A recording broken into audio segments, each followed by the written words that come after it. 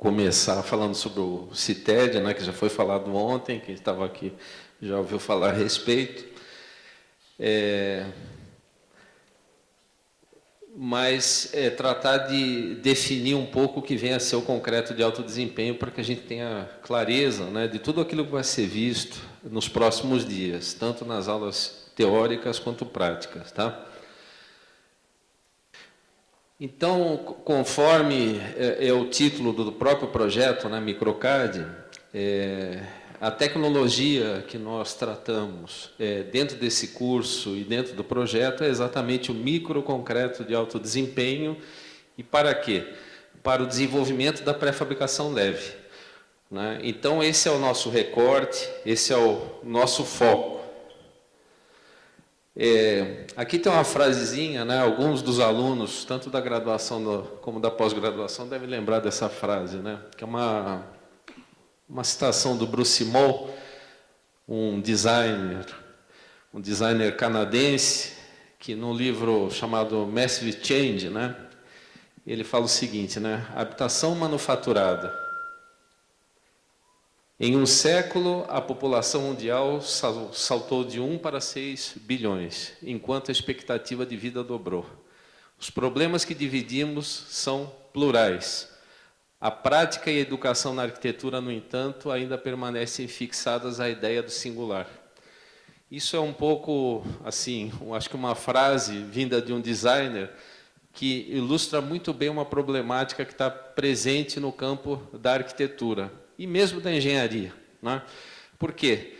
Porque, de alguma maneira, quando nós nos defrontamos, né, com programas massivos, né? Então, ontem, quem teve a oportunidade de ver a conferência do Lelé, viu o Lelé se ocupando do tema habitação, projetando edifícios para o Minha Casa Minha Vida, projetando habitação evolutiva, que ontem, a hora que eu ouvi isso, eu falei assim, poxa vida, o Lelé projetando habitação evolutiva, uma coisa sobre a qual a gente fala há tanto tempo, né? E, de repente, tivemos a oportunidade de ver um grande mestre da arquitetura brasileira tocando nesse assunto, que é quase um tabu para os arquitetos, né? Então, assim, é muito interessante a gente ver como realmente essa questão da escala, dos desafios massivos na área da habitação, a arquitetura mal tem tocado nisso, não é? E quando nós nos defrontamos com um programa, por exemplo, de 2 milhões de unidades, né, que está na boca dos candidatos à presidência agora, né, um ataca o outro, não, porque prometeu 2 milhões e não fez, e não sei o que lá. E, na verdade, o país está enfrentando grandes dificuldades e não é um problema de gestão, é um problema de oferta tecnológica, oferta na área de projetos voltados para habitação em escala massiva. E a gente tem que prestar atenção, inclusive, assim, naquilo que já foi feito no passado, por exemplo, na Europa, e que nos erros que foram cometidos, para que nós não repitamos esses erros aqui. É uma vantagem de quem começa depois, né? Bom, então essa habitação social, que é, na verdade, objeto da questão tratada em termos de tecnologia dentro do projeto, ou seja, não é tecnologia pela tecnologia, mas é tecnologia com uma finalidade. Qual a finalidade? Habitação e infraestrutura. E a gente poderia, e aqui eu empresto um termo usado pelo Carlos Gonzalez Lobo, né, que fala da modernidade incumprida, ou da modernidade não cumprida, né? Por quê? Porque nós, arquitetos, né, principalmente aqueles, né, que abraçaram, né, a arquitetura moderna e todo o ideário da arquitetura moderna, a gente importou, vamos dizer, uma série de fundamentos, né, que estão presentes dentro daquilo que a gente chama de modernismo, só que uma parte a gente esqueceu, principalmente a parte ligada à questão da equidade social, a questão da habitação, ser um bem acessível para todos. E esse é um tema que os arquitetos modernos, os pioneiros, né, eles se ocuparam, e tanto é que a arquitetura moderna, né, na sua gênese, ela tem uma íntima relação com a questão da industrialização. mas que, de alguma maneira, a gente, vamos dizer, dentro do moderno, a gente, quando importou esse modelo para a América Latina, a gente, de alguma maneira, deixou de lado isso daí, com raras exceções. Então, essa habitação social e a questão da modernidade não cumprida, né, ela tem relação com o quê? A América Latina e no Brasil, inclusive, a habitação é um bem escasso, com enormes déficits quantitativos e qualitativos. E por que é importante a gente falar em déficit qualitativo? Por quê? Porque não basta a gente, na verdade, desenvolver programas massivos na área de habitação para atender demandas como nós temos no Brasil de 7 milhões de unidades. Não basta isso. Se a gente pegar o modelo chileno, né, que é tão decantado, eu tive a oportunidade, junto com alguns colegas, de participar de uma avaliação da política chilena na área de habitação e que deu origem a um livro. E esse livro, o nome dele já diz tudo, né? El problema de los con techo. Por quê? Porque uma política mal formulada, massiva, não só não resolve o problema da habitação, como cria um outro problema, que além do problema dos sem teto, passa a ver o problema dos com teto. Por quê? Porque são conjuntos habitacionais, muitas vezes, que são projetados de forma inadequada, não têm acessibilidade, não atendem, né, na verdade, aqueles que são os requisitos que a gente deveria atender para essas populações que são atendidas. E é interessante a gente ver também assim, né, que toda vez que nós falamos em interferir, por exemplo, em uma comunidade, né, e se resolve construir um conjunto habitacional, é enxergar para além das aparências, né? Ou seja, daquela comunidade que a gente vê, sei lá, numa habitação subnormal dentro de uma favela, que existe uma rede, uma rede social por trás. Ou seja, não é só o aspecto físico, mas é uma organização social. E, por vezes, quando nós, de alguma maneira, interferimos, né, através dos nossos projetos, nós rompemos essas ligações, essas redes sociais. Então, é importante estar atento quanto a isso, por quê? Porque isso tem relação direta com as questões qualitativas vinculadas à habitação. Mas, então, afora isso, existe uma enorme incidência, né, daquilo que nós chamamos de habitação informal no continente, isso é comum a todos os nossos países, em meio a uma situação de enormes limitações no poder aquisitivo da população, né? Então, a habitação ainda é algo complexo, por quê? Porque é um bem caro. Ele custa muito, principalmente para aqueles que têm limitação no poder aquisitivo, ou seja, boa parte dos habitantes das nossas cidades. Não é à toa que, a exemplo de São Paulo, nós temos diversas cidades no continente, né, onde 50%, 60% da cidade foi autoconstruída, sem interferência de arquiteto, sem interferência de engenheiro. E, finalmente, ainda assim, a construção habitacional constitui o principal setor demandante de materiais. Não é à toa, por exemplo, que a indústria do cimento, no final da década de 80, fez uma pesquisa para saber como estava se mantendo o consumo de cimento na medida em que havia uma crise no país. E se deram conta que, na verdade, o que estava funcionando nessa época era a autoconstrução, o chamado consumidor formiga, que ia lá e comprava o cimento, né, no depósito para fazer o quê? Ampliação, autoconstrução, melhoria da sua habitação. Então, algumas premissas, né, dentro daquilo que eu pergunto, né, tecnologia para quê? Primeira premissa, né, a tecnologia ou a questão tecnológica ela não é neutra. Então, ela corresponde, na verdade, ao que? A modelos de desenvolvimento e estratégias políticas. Com certeza, cada um dos candidatos, né, à presidência da República, né, que se apresentaram e vão agora para o segundo turno, no dia 31 de outubro, cada um deles, com certeza, tem o seu modelo de desenvolvimento na área de habitação. Não é o mesmo, não é uma coisa assim, tanto faz esse ou aquele, é a mesma. Não, não é a mesma coisa. Segundo a visão política de cada um, segundo a estratégia política de cada um, esse programa habitacional será desenvolvido. Em segundo lugar, né, vocês vão ouvir falar muito, né, durante esse curso, a expressão tecnologia apropriada. E aí, apropriada para quê? Né? Se não vira um jargão sem sentido. Apropriada no sentido de promover as capacidades e recursos existentes na comunidade, fortalecendo seu papel de protagonista. É dentro desse sentido que nós falamos em tecnologia apropriada, né? Um exemplo, para quem esteve aqui ontem à noite, né? O Lelé, quando ele fala dessas pequenas plantas de produção que podem ser disseminadas pelo país, né? Isso é algo que eu diria o seguinte: esse grupo com o qual eu trabalho, né? E já são quase 20 anos que a gente anda junto por aí falando dessas coisas e cada um atuando no seu país, não é? Muitas vezes a gente falou a respeito das possibilidades dessas unidades produtivas voltadas para o fomento ao desenvolvimento da economia popular. Por quê? Porque tecnologias como a do Microcad justamente tem essa possibilidade de transferência e disseminação. Então, esse conceito de apropriado, ele se aplica muito bem àquela ideia exposta ontem dessas pequenas plantas, unidades de produção que podem ser fortalecidas. E, finalmente, buscar intervenções com valor social agregado. O que quer dizer isso daí?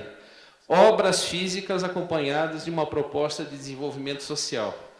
Ou seja, esse grupo, embora trabalhe com a questão da tecnologia, não encara a tecnologia como sendo o grande ator, né, nessa configuração. Na verdade, a tecnologia ela vai coadjuvar com processos sociais importantes, buscando o quê? Proposta de desenvolvimento social. Não é a tecnologia pela tecnologia, simplesmente. Bom, e dentre as questões de inovação tecnológica, né, vem também a questão assim, dos limites impostos pelas normas técnicas, né? É importante que a gente saiba assim, as normas técnicas existem, são seguidas, não é? No entanto, muitas dessas normas técnicas, e aí para ficar mais fácil o entendimento daquilo que eu estou tentando explicar aqui, a gente poderia associar as normas urbanísticas. Então, por exemplo, quando a gente fala em padrões admissíveis, né, nos modelos convencionais para a cidade legal, a gente vê, por exemplo, vamos propor um adensamento horizontal. Nós vamos enfrentar um monte de limites.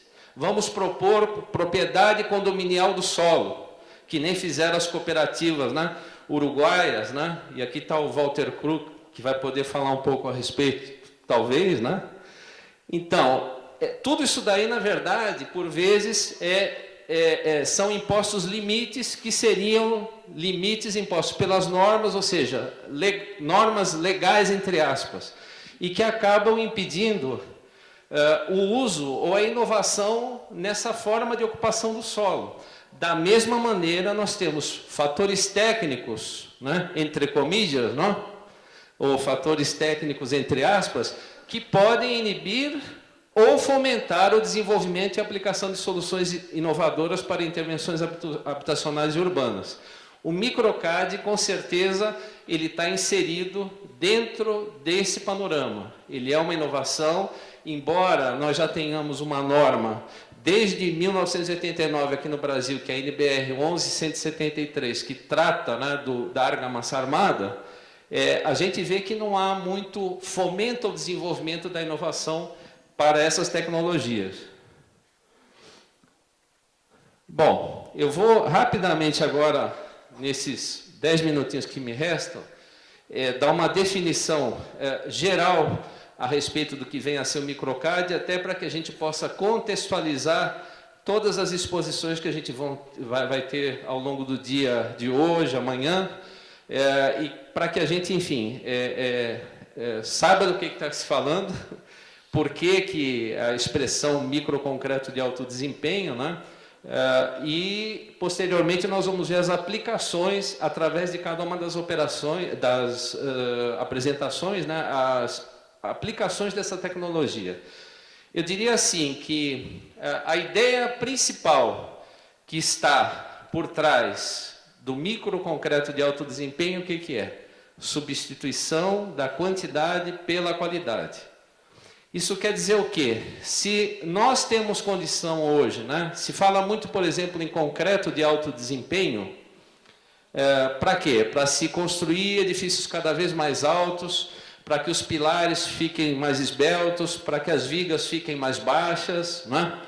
Só que, na medida em que eu consigo substituir, né, aquela quantidade do cobrimento de armadura que me protege a armadura, então o cobrimento de armadura no concreto armado, normalmente, por norma, ele tem que ser de no mínimo 25 milímetros. A rigor, quando nós trabalhamos com microconcreto de alto desempenho, 25 milímetros é a espessura total da peça. Então, como é possível isso aí? Isso só é possível porque hoje nós temos matrizes cimentícias capazes de proteger essa armadura com cobrimentos inferiores a esses 25 milímetros, ou seja, eu substituo um cobrimento de 25 por um cobrimento de 6, mas com outra tecnologia, embora nós estejamos tratando de um membro da família dos concretos estruturais. Ao que poderia ser comparado o desenvolvimento do concreto de alto desempenho e, mais especificamente, o microconcreto de alto desempenho? Qual analogia poderia se fazer? Isso daqui são os hangares de Orly, do Eugène Freycinet, que é o pai da proteção do concreto protendido. E, primeiro, a gente, por essa imagem aqui, primeiro, vê que são lâminas com 9 centímetros de espessura para superar um vão de 88 metros. Primeira característica que nós temos aqui, a forma, que não é simplesmente uma especulação formal, mas é uma forma estrutural, é uma estrutura resistente pela forma. E, em segundo lugar, fazendo referência ao próprio Freycinet, o protendido ele só foi desenvolvido e só pôde ser criado nessa ocasião, por quê? Porque havia um avanço na tecnologia do concreto, um avanço na tecnologia daquele material chamado concreto, que havia sido descoberto no final do século XIX, que havia sido patenteado no final do século XIX. Não estou falando do cimento dos romanos, daquele concreto mais antigo, senão o concreto de cimento Portland, né? Então, em meados do século XIX, ele foi patenteado, foi desenvolvido pelo Joseph Monnier, e posteriormente, então, esse grande avanço que houve do concreto protendido só foi possível por quê? Porque houve uma melhora na qualidade da matriz cimentícia. Então, da mesma maneira, a gente teve uma melhora, um advento, né, do concreto de alto desempenho, que é uma outra melhora na matriz cimentícia que nos permite, então, trabalhar com cobrimentos menores. Bom, então, dentro dessa linha de avanço, né, daquilo que vem a ser as estruturas delgadas de concreto, a gente pode também citar, né, o Pierluigi Nervi, engenheiro de estruturas italiano, né, considerado por muitos não só um engenheiro de estruturas, mas um grande arquiteto, que chegou inclusive a ser convidado, né, em 60 pelo Pietro Maria Bardi para vir aqui no Museu de Arte de São Paulo fazer uma palestra, né, a respeito do trabalho dele, uma vez que o Pietro Maria Bardi reconhecia nele não só um engenheiro, mas um grande arquiteto também. Tem outros exemplos que a gente pode citar, né? O Eladio Dieste, também no Uruguai, engenheiro de estruturas, mas também considerado um grande arquiteto e reconhecido pelos arquitetos do Uruguai e de todo o mundo. Mas, enfim, aqui a primeira grande obra do Nervi é de 1948, no pós-guerra, então, né? Peças de 38 milímetros de espessura, então aqui uma cobertura com um vão de 95,10 metros.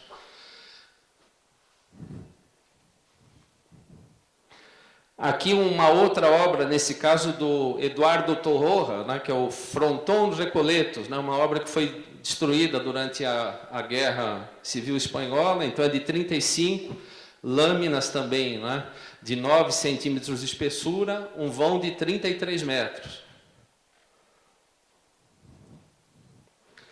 O Palacete de Esportes de Roma, né, de 1957, novamente do Pierluigi Nervi, peças de 25 milímetros de espessura, que são pré-formas, que posteriormente, então, vão ter uma concretagem. O que nós vemos aqui é a parte inferior.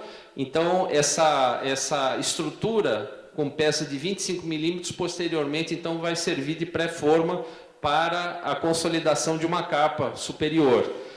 Uma cúpula esférica com diâmetro de 60 metros. Bom, em termos de definição, então, nós podemos definir microconcreto como um tipo particular de concreto armado, material associado. E por quê? Porque nós temos uma armadura trabalhando junto com uma matriz cimentícia, taxas de armadura da ordem de 100 a 200 kg por metro cúbico, comportamento físico e mecânico próximos ao do concreto armado, mas com propriedades particulares de desempenho. E cujo campo de aplicação são principalmente o quê? Os elementos delgados pré-fabricados leves.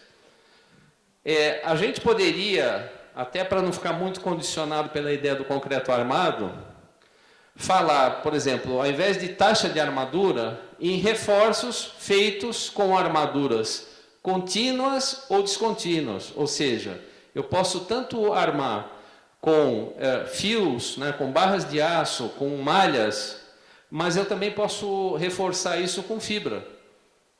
E aí posso reforçar com fibras de alto desempenho, né? Quando eu tenho, então, a fibra de vidro álcali resistente, que a gente vai poder ver no laboratório quando moldar as peças. Ou ainda posso fazer uma armadura mista, né? Uma armadura principal com aço e misturado com fibras de menor desempenho, como as de polipropileno. Então, existem outras possibilidades hoje que, inclusive, aproximam essa tecnologia do microconcreto da tecnologia dos materiais compostos, que é o que nós temos de mais avançado hoje no mundo. A gente vai poder ver um pouquinho depois.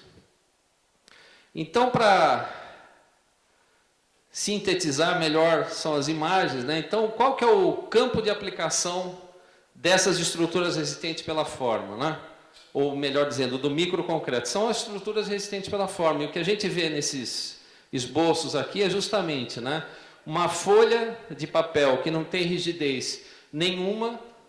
A partir da hora que eu crio uma dobra, eu aumento o momento de inércia dessa folha. E com isso, aquilo que, enfim, não teria rigidez nenhuma e não serviria, né, por exemplo, para uma cobertura, passa a ter ou passa a oferecer essa possibilidade. Então, dentro disso, nós temos diversos exemplos aqui, né? Então, desde seções de lâminas dobradas, lâminas poligonais dobradas, que são todos exemplos, então, de estruturas resistentes pela forma. Aqui outros exemplos, como são as cascas esféricas, cascas cilíndricas, folhas prismáticas, casca em paraboloide hiperbólico. E é interessante a gente perceber o seguinte, que esse é um repertório, até certo ponto, esquecido, tanto pela engenharia quanto pela arquitetura, né? Então, é engraçado ver, por exemplo, uma construção como Santa Maria del Fiore, né, do Brunelleschi, em Florença, e ver que é uma cúpula esférica, mas feita com que material? Com pedra.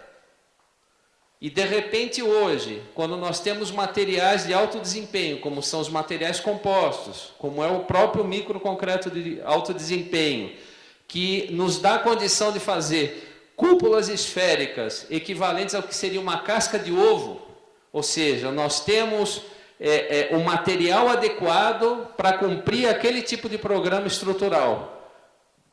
No entanto, a gente esqueceu todo esse repertório. Né? Eu, algumas vezes, por exemplo, eu fiz algumas obras, né, com um paraboloide hiperbólico na cobertura, que na hora de tirar o cimbramento ninguém queria ficar embaixo, tinha medo que fosse cair. Então, até a sensibilidade, né, para o que vem a ser uma estrutura resistente pela forma, a gente perdeu. E, em boa parte, vamos dizer, os responsáveis por isso estão aqui dentro da universidade, né? Eu estou incluído nisso. Por quê?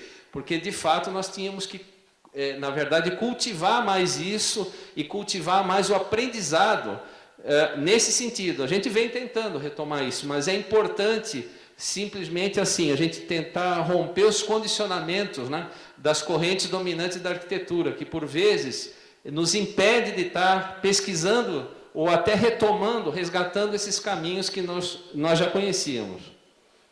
E, finalmente, a definição, e por aí eu já vou parando.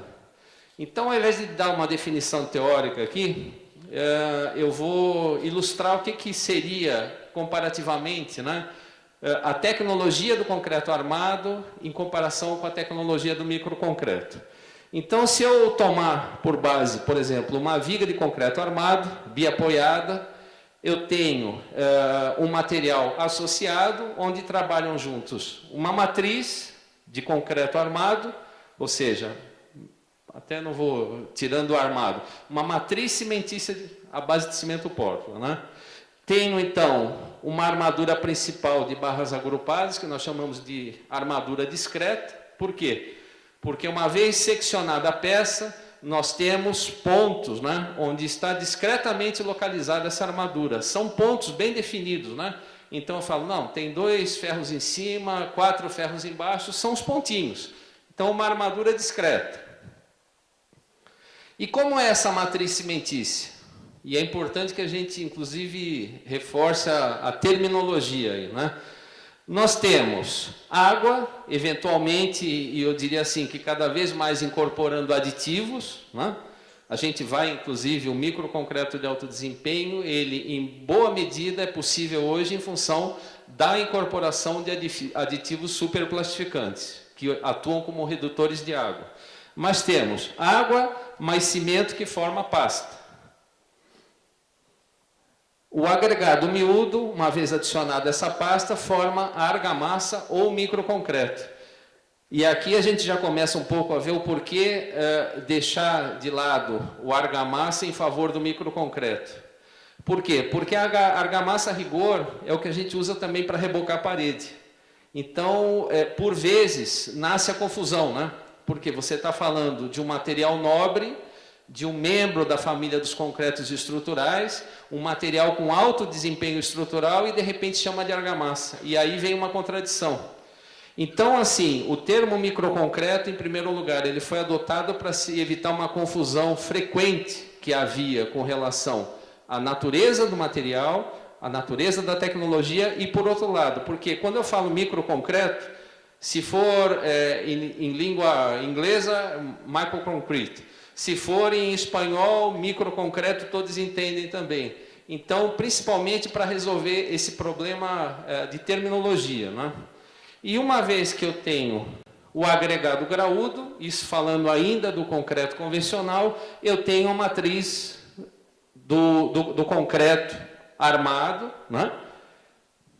E, enfim, qual a característica estrutural de um elemento como esse? Eu tenho uma matriz de concreto que resiste muito bem aos esforços de compressão no terço superior da peça.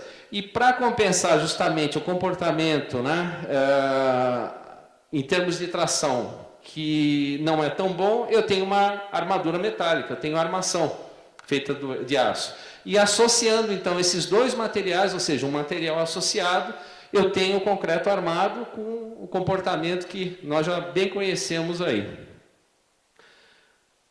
Ao contrário, ou vamos dizer, por outro lado, né, a primeira coisa que se destaca numa peça de microconcreto, seja ele de alto desempenho, seja a argamassa armada, seja o ferro-cimento, em primeiro lugar, é a pequena espessura, sempre por volta de 25 a 30 milímetros, e, por outro lado, a questão do momento de inércia, ou seja, formas resistentes, as estruturas resistentes pela forma.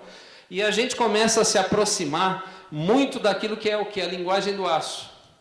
Ou seja, quando a gente coloca nos textos aí, né, em alguns dos textos que estão espalhados, acho que no próprio folheto, né, a possibilidade de estender a tecnologia do concreto aos limites antes experimentados somente pelas estruturas metálicas. É isso exatamente que a gente está fazendo, né? Estamos pegando um material à base de cimento, uma matriz cimentícia, né, armada ou reforçada com fibras, estamos trabalhando com ela numa linguagem muito próxima ao que é a linguagem do aço. Então, como que é essa armadura? Essa armadura é uma armadura de malhas de fios finos, então pequeno diâmetro, 2, 2,5, 3 milímetros. Se eu tiver barras de aço, normalmente vão ser de 3,4, 4,2 milímetros no máximo. Por quê? Porque senão eu já não consigo ter o cobrimento mínimo. Então, essa armadura ela é formada por fios finos, pouco espaçados, normalmente 5 por 5, 2,5 por 5, distribuída e subdividida, e eventualmente eu posso trocar, né, vamos dizer, aquilo que seria a armadura de aço, por fibras descontínuas ou não, porque eu também posso fazer malha de fibra, né? Então, nesse caso aqui, eu vou ter, primeiro, ao invés de uma armadura discreta, uma armadura característica. E por que ela é característica? Porque uma vez seccionada a peça, eu tenho ou fibra espalhada em toda a matriz, ou tenho fios de aço, né, que vão aparecer subdivididos e distribuídos em toda a seção. Portanto, o comportamento muda e muito. Esse passa a ser um material mais dúctil, passa a ser um material que tem uma resistência a impacto muito maior, e nós, vamos dizer, podemos, inclusive, tender, né, a cada vez mais trabalhar com esse material dentro de um conceito de material composto, né? Da mesma maneira, eu tenho água, cimento formando a pasta, agregado miúdo, só que eu não tenho agregado graúdo. Por quê? Porque o diâmetro máximo do agregado que eu vou utilizar não pode ultrapassar 4,8 milímetros. Ou seja, não posso ultrapassar porque simplesmente não cabe. Se eu estou trabalhando com uma matriz cimentícia numa peça que, a rigor, tem uma espessura total de 25 milímetros, logicamente eu não posso usar brita, né? Não posso usar um agregado graúdo, nem sequer brita zero. O correto é diâmetro máximo do agregado, 4,8 milímetros. E, portanto, tem uma argamassa estrutural de cimento e areia ou um microconcreto, tá? Então eu vou parar por aqui para não invadir o tempo, né? Só deixando essa informação aqui, que depois a gente vai ter no período da tarde um módulo, né, que vai se ocupar exclusivamente da parte de dosagem, tá? Mas é assim, uma informação inicial. Nós normalmente trabalhamos com um traço ou uma dosagem típica da ordem de 1:2 em massa, ou seja, não é uma dosagem volumétrica, é uma dosagem em massa, em peso, né, se quiser. E um fator água-cimento sempre por volta de 0,4. Ou seja, eu vou trabalhar com bem menos água do que nós estamos habituados no concreto convencional. Por quê? E aí só fazer um recordatório aí, né? Eu sei que os arquitetos nem sempre se ocupam disso, quem for engenheiro vai lembrar melhor, mas é a lei de Abrams, né? O que diz a lei de Abrams? A resistência é inversamente proporcional à quantidade de água da mistura. Mas não é só a resistência, a durabilidade também. Então, na medida em que eu tiro a água, a minha resistência sobe. A possibilidade, né, de eu gerar uma microestrutura mais fechada e que vai proteger mais a armadura, ou seja, vai conferir maior durabilidade, ela também cresce, tá? E o microconcreto de alto desempenho nada mais foi o quê? Do que pegar a tecnologia contemporânea do concreto de alto desempenho e juntar com aquilo que já se conhecia a respeito de argamassa armada e de ferro-cimento, tá? Então eu paro por aqui, tá certo? Depois dessas definições.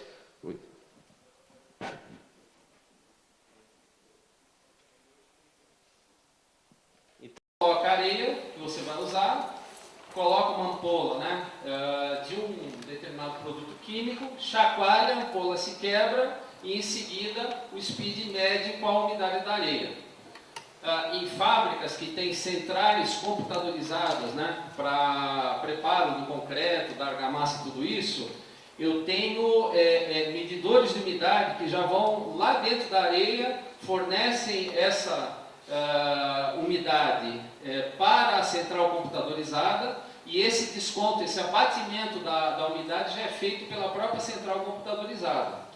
Bom, aí fala assim, olha, eu não tenho central computadorizada, eu não tenho speed, o que eu faço? Não faço? Não, tem outros meios. Um meio bem simples de fazer isso daí, e que a gente, enfim, nós vamos ver um dos métodos lá no laboratório, né, no canteiro. Você pegando uma frigideira, põe areia e começa, né, com o fogareiro, a secar essa areia. Para esturricar, não, até um ponto em que você veja que ela não tem mais brilho, que ela secou superficialmente. Então, eu pego uma quantidade de areia, boto na balança, pode ser balança, aquela balança de mercado, né?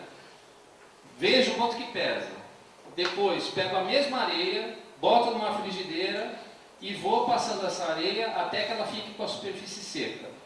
Peso novamente, vou ter uma diferença de peso. O que significa essa diferença de peso? A quantidade de umidade que eu tenho que tirar do fator aguacimento. A gente pode falar assim, mas isso é pouquinha água. Não é pouquinha água. Isso aí, olha, a gente, por exemplo, a areia que nós vamos usar, ela tinha 7% de umidade. Então, nós tivemos que pegar o peso da areia, 7% do peso foi descontado da quantidade de água que vai na mistura que a gente vai fazer hoje. Só que aqui a gente usou um secador, né? Para fazer, enfim, essa secagem da areia. Bom, então, para essa dosagem, né, a gente já viu o seguinte, né, que temos lá 600 quilos de cimento, 600 vezes 2,5 dá 1.500, água, 600 quilos vezes 0,4, que é o fator aguacimento, me vai dar a quantidade de água, tá certo? Então, tudo aquilo que eu falo, por exemplo, relação água-cimento, é com relação a quê? Ao peso de cimento, água e cimento, né? Então, isso sobre isso, que dá 0,4. Se eu estiver falando, olha, 1% de superclassificante, 1% de quê? Do peso de cimento.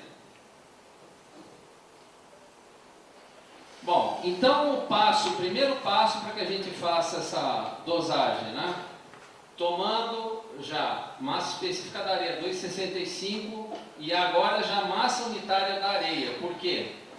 Porque tem uma parte que eu vou transformar em volume. No caso, por que eu estou mostrando isso? Porque quando a gente tem uma balança, a gente pesa tudo e esse é o ideal. Tá certo? Nós aqui vamos fazer tudo com uma balança. Tudo vai ser pesado. Mas caso não tivesse a balança, o que eu tenho definido em termos de massa de cimento? O saco de cimento, que é 50 quilos. Então, tomando esse saco de cimento de 50 quilos, eu faço a proporção de areia, já que eu não consigo pesar a areia, porque eu não tenho uma balança, em relação a esse peso de cimento, eu transformo justamente aquele 1.400, melhor dizendo, o 2,5, né, que resultaria então em 1.430 quilos, né, eu transformo em metro cúbico, através do que? 600 quilos de cimento, vezes 2,5, estou trabalhando com 1 para 2,5, dividido pelo quê? Por 1.430, que é o quê? Massa unitária da areia. Então, a gente falou de massa específica. Massa unitária, o que é? É a areia com ar. Por quê? Porque quando eu puser areia numa caixinha, num balde, né, eu não vou estar medindo massa específica, eu estou medindo o quê? Massa unitária, volume. E qual que é o volume? 1.430. Pode variar? Claro. Isso aqui é uma coisa muito imprecisa. Basta a gente pegar, encher um balde de areia, uma batidinha que eu dei no balde e aquilo ali já desce o nível. Quer dizer, batendo, ela vai adensando e vai mudando essa medida. Então, é impreciso? É impreciso. Mas para quem, vamos dizer, não tem a balança, para quem não tem o speed, a gente está falando formas de fazer a coisa acontecer. Próxima, né? Então, passo 2, né? Então, tomando como referência, né? a medida de uma bolsa, né? Um saco de cimento, para a mesma dosagem típica 1 para 2,5, 0,4 em massa, a gente tem uma dosagem volumétrica de microconcreto. Fazendo o quê? Simplesmente uma regrinha de 3. Tá? Então, cimento 50 quilos, que seria um saco de cimento. Areia 50 dividido por 600 quilos, que é a quantidade de cimento que eu já vi. Eu tenho então X sobre 1,05, vocês vão fazer as continhas, vai dar 87 mililitros, né? Ou 0,0875. Água, 50 vezes 0,4 dá 20 quilos, 1 quilo de água é igual, né, a 1 litro. Então eu tenho 20 litros, menos a umidade que eu vou ter que levantar e vou ter que tirar, tá certo? Tenho que subtrair essa umidade daí. Bom, por aí paramos, a gente agora vai ver isso lá na prática, tá? A gente vai fazer um break agora, mas antes da gente partir para o intervalo, né, para tomar um cafezinho antes de descer, alguma dúvida? Alguma pergunta? Tá tudo? Né? Pessoal, só um minutinho mais de paciência, a gente já toma um café. Uma laje plana, pode não ter permutação, dá para fazer uma laje plana sem permutação? Boa pergunta também. Olha, se eu tiver, né, eu estou falando assim, olha, microestrutura fechada, a gente trabalha, né, olha, só para vocês terem uma ideia também, não dá para lembrar de tudo, não dá para falar de tudo porque o tempo é limitado, mas é assim, o NERV, né, eu mostrei, acho que hoje, aqui mesmo, né, ou foi lá embaixo, as taxas habituais de armadura que nós utilizávamos, né, na argamassa armada, depois que o grupo de São Carlos teve todo um investimento de desenvolvimento desse material, né, eram taxas de 100 a 200 kg por metro cúbico.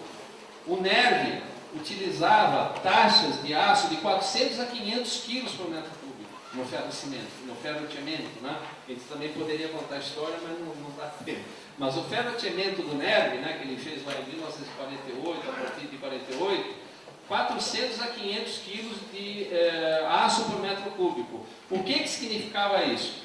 Um super material, né? Dava para fazer trampolim de ferro-cimento, né? Ele entortava, você pulava na piscina e ele voltava para o normal, né? Voltava na posição.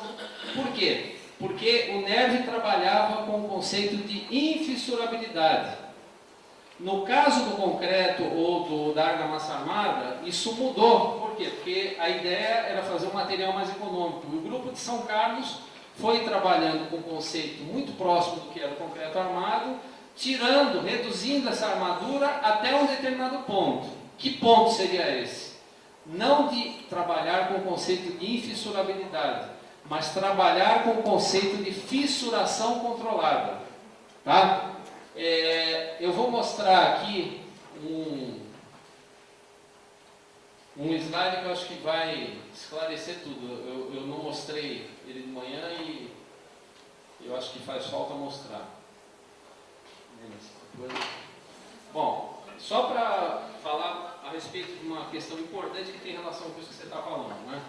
Se eu pegar aquela fotomicrografia lá, né, transformar num esqueminha, eu vou perceber o seguinte, né, como que evolui as fissuras, né, dentro de uma matriz cimentícia. Normalmente, a partir de um vazio microscópico ou macroscópico, ou seja, uma bolha de ar que eu tenho lá dentro é uma interrupção na matriz, ou seja, é um vazio macroscópico ou microscópico.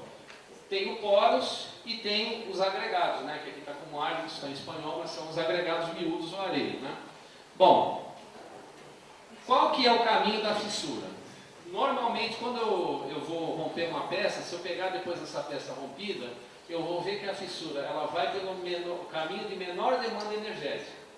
Em geral, ela começa no vazio pré-formado, em segundo lugar, ela vai para a ligação pasta-agregado e dificilmente no concreto convencional, ela no terceiro estágio é que vai então para a pasta e dificilmente ela rompe o agregado. Isso nos concretos convencionais. E para que serve a armadura fina, fios finos e subdividida? Porque na medida que eu tenho uma armadura pouco espaçada e de fios muito finos, eu consigo sempre ter um elemento obstaculizador para que essa fissura não se converta de uma microfissura em uma macrofissura. E por que não? Porque se eu tenho uma macrofissura, essa armadura vai começar a estar sujeita, né, a ataques, né? Do que? Dos fluidos que vem de fora. Basta ter chuva, forma o hidróxido, né, de oxidação, né, no caso o hidróxido de ferro, né, a água em contato com o ferro, e começa o processo de corrosão. Então, assim, essa armadura característica sobre a qual a gente falou de manhã, pouco espaçada, por fios finos, né, ela é importante por causa disso. Aí vem a questão assim, bom, se eu tenho uma microestrutura tão fechada que protege a armadura, se eu trabalho com material que tem a fissuração controlada, eu consigo fazer, como eu mostrei lá, né, um tanque decantador sem impermeabilizar? Consigo. Eu consigo fazer uma cisterna, consigo fazer uma caixa d'água sem impermeabilizar? Consigo. Consigo fazer uma piscina? Consegue. E por quê? Porque tanto eu tenho uma matriz que tem uma microestrutura muito fechada, como eu tenho uma armadura que trabalha, ou um reforço que trabalha junto com essa matriz, que impede que haja fissuração.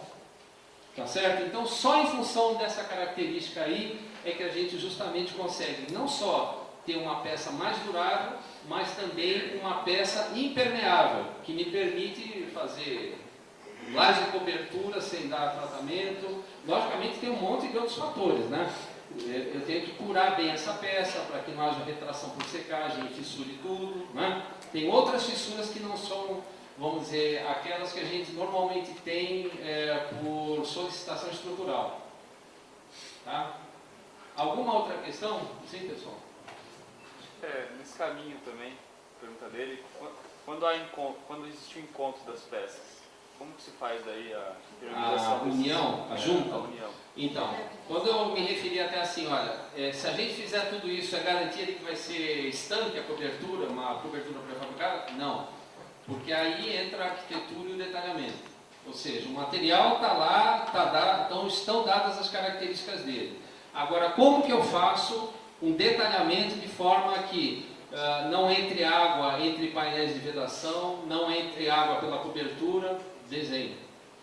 Tá? Isso abre um outro capítulo que a gente poderia ter aqui só para falar a respeito de juntas, né? A gente tem juntas estruturais, mas tem juntas de vedação e juntas de vedação que pode ser de uma fase, duas fases, né? Mas o importante é assim, é que a gente desenhe também essa junta de forma a tornar estanque o meu sistema construtivo, né? Porque assim, entre as, vamos dizer, importações de ideias feitas pela metade, mal feitas, né? A gente tem muito isso daí, né? O cara pega, por exemplo, ele faz o melhor painel do mundo, né? Maravilha, o concreto, o painel, a resistência do concreto, funciona tudo bem. Só que assim, do ponto de vista da vedação, se ele não desenhar a junta, vai ficar vulnerável. E do ponto de vista de ligação estrutural, né? Vale aquela máxima, né? Nenhuma corrente é mais forte do que o seu elo mais fraco. Então, via de regra, a coisa falha onde? Na ligação, não é no painel. Então, se eu não projetar boas ligações, e aí também é outro capítulo que, se a gente for abrir aqui, olha, a ligação também dá um curso à parte, né? Ou seja, as ligações, a forma como eu vou juntar um componente com o outro é fundamental. Eu desenhar, eu dominar essa técnica para conseguir projetar bem.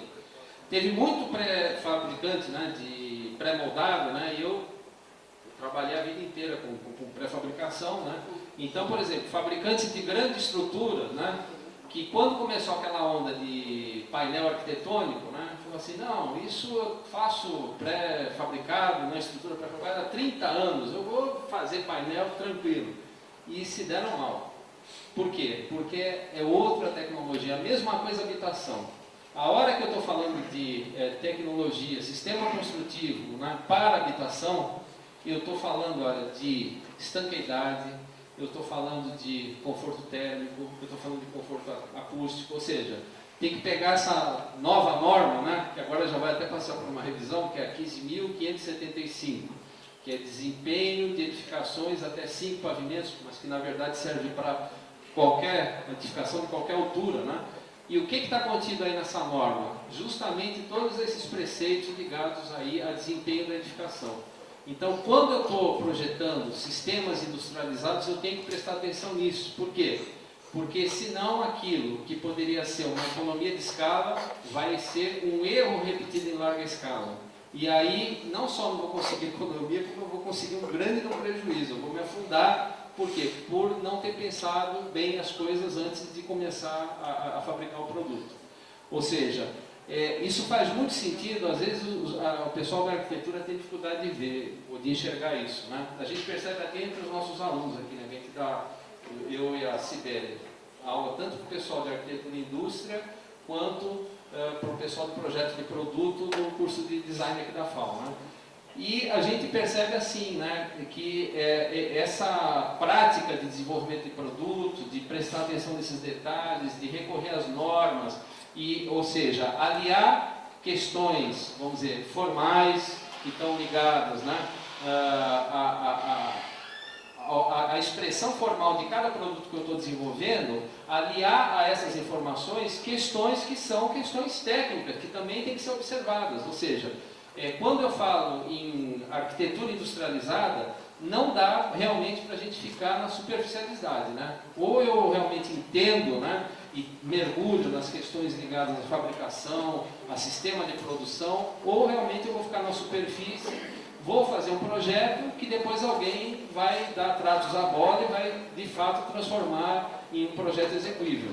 E eu acho que, enfim, ninguém gosta disso, né? Eu pelo menos eu gosto de projetar e executar o que eu projeto, de preferência. Não gosto de pegar, projetar e dar para alguém lá e o cara vai e faz do jeito que ele bem entende. Não. A gente tem que saber o que está projetando e ter consciência de como vai ser produzido.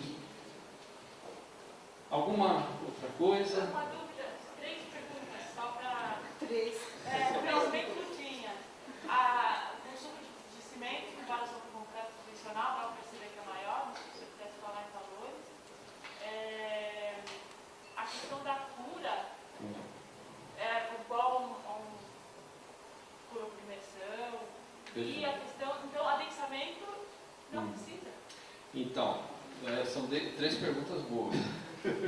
Então, assim, a questão do consumo de cimento em comparação com o convencional, né? É acima, tá? Se a gente pegar um concreto convencional, nós vamos chegar a consumos entre 350, 400, até em pré-moldado de concreto, né? Ao passo que a gente está falando aí de consumos da ordem de 600, né? 580 quilos. Então, assim, a primeira coisa que chama a atenção é assim, pô, então é antieconômico? Não, a gente tem que ver o seguinte, que quando eu falo a respeito de 580 quilos contra 350 quilos do concreto convencional, isso é um consumo relativo por metro cúbico. A partir da hora que eu verifico o quanto que eu consigo diminuir na espessura, esse consumo global da obra vai lá embaixo. Por quê? Porque a espessura média, né? O que é a espessura média? Eu pegar todo o pré-moldado da obra e dividir pela área. Vai me dar uma espessura média. Se eu fizer essa obra em concreto convencional, a espessura média é 1. Se eu fizer em microconcreto, a espessura média vai lá embaixo. Quer dizer, no cômputo geral, eu diminuo o consumo de material e diminuo o consumo global de cimento. Aí você tinha perguntado, Leslie, da Cura, se é a mesma... cura. Cura passa a ser, assim, cura em geral é importante para qualquer tipo de concreto. Agora, no microconcreto é mais importante ainda. Por quê? Porque como eu subo o consumo de cimento, eu tenho que ter preocupações extras com relação a essa cura. Então, quando a gente, enfim, trabalhava lá com o Lelé, né, as primeiras fábricas, né, os próprios SEDEC, a gente tinha cura por imersão. Então, assim, eu já falei de algumas inovações que teve lá no SEDEC, né? Introdução de fibra de polipropileno, introdução de cura a vapor foi outra coisa. Por quê? Porque chegou uma hora que a fábrica estava toda, a gente precisava dobrar a produção da fábrica, só que tinha um problema, o terreno era exíguo, não tinha espaço. Então, o que a gente fez na época? Olha, precisamos mudar a forma de produzir painel e telha, a gente passou a produzir em pistas, né? E passamos a utilizar também a cura térmica. E aí veio a outra invenção, né? Qual foi? Não é o ciclo de cura térmica clássico, né? Que vai a 70 graus e é um ciclo aí de 12 horas, né? É era um ciclo de 4 horas. Então a gente conseguiu dobrar a produção sem comprar uma forma a mais, com as mesmas formas que viravam 2 vezes todo dia. Por quê? Por causa da cura a vapor, né? Então, assim, a cura, seja ela por imersão, ou seja, que garante que não vai haver evaporação, né, para não haver retração hidráulica, né? Ou então cura por aspersor. Então pega lá regador de batata, né? Tem que ser um vaporizador, assim, pode ser um jato d'água que vai marcar a peça, mas um vaporizador, né, de água, mantém as peças em ambiente saturado, ótimo, está resolvendo. E cura a vapor, porque no vapor eu mantenho a peça também em ambiente saturado, só que ela tem uma outra vantagem, eu aplico calor. Se eu aplico calor, eu acelero as reações de hidratação de cimento e a peça ela fica mais resistente em menos tempo, né? Então, o que o Lelé fez depois, né? Então, muita coisa assim que a gente acabou desenvolvendo no SEDEC, de alguma maneira, também ajudou a avançar com a tecnologia. E quando ele implantou o CTRS em Salvador, ele teve outra sacada, né?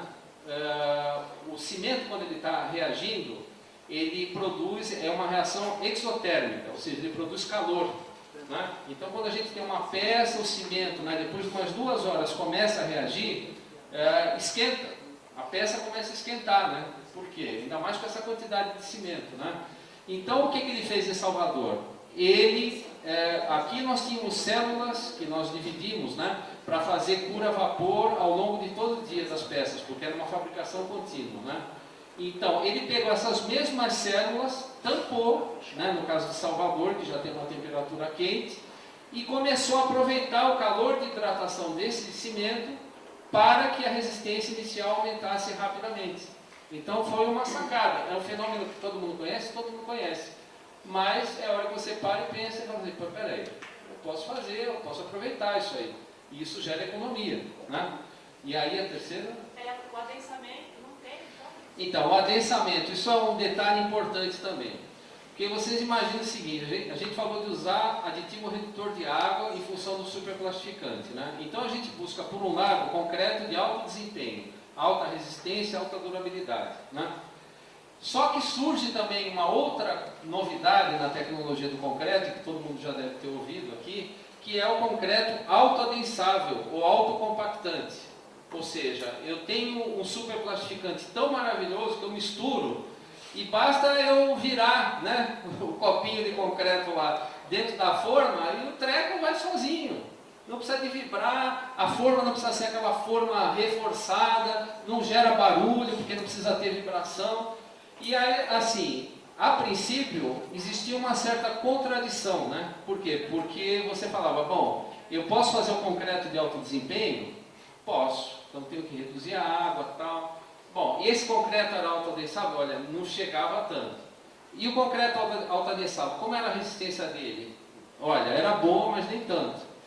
E o melhor dos mundos veio quando os aditivos começaram a proporcionar, né, a dar a chance de fazer um concreto de alto desempenho e alto nivelante, autocompactante, autoadensável ao mesmo tempo. Então esse é o melhor dos mundos.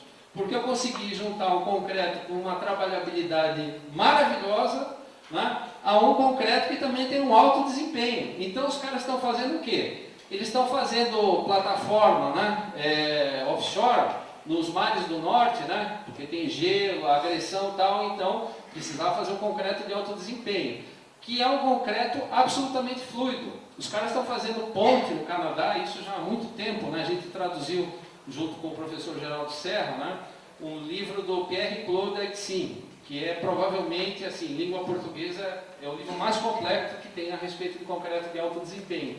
E lá está bem descrito, né, por exemplo, o canal sobre o rio aliás, o túnel sobre o canal da Mancha, né, concreto de alto desempenho, pontes e mais pontes, né, Confederation Bridge, né, que estão sendo feitas hoje com o quê? Com concreto de alto desempenho.